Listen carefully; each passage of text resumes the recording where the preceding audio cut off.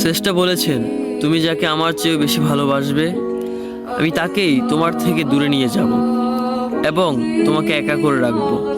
তিনি আরো বলেছেন, কখনো বলবে না তুমি তাকে ছাড়া বাঁচবে না, তবে তাকে ছাড়া আমি তোমাকে বাঁচাবো এবং পিছনের অনুগত সব আবেগ পুড়িয়ে নিয়ে তোমাকে দিব্যি সামনে নিয়ে যাব।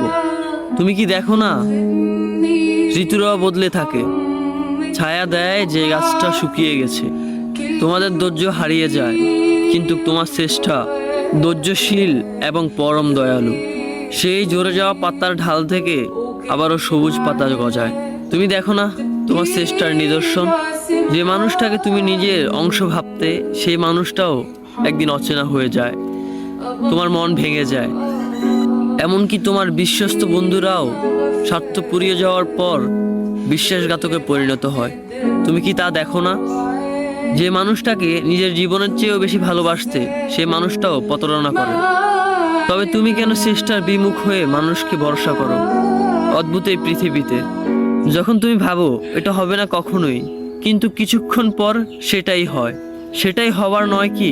তুমি বলো আমি পড়বো না, অথচ তুমি পড়ো।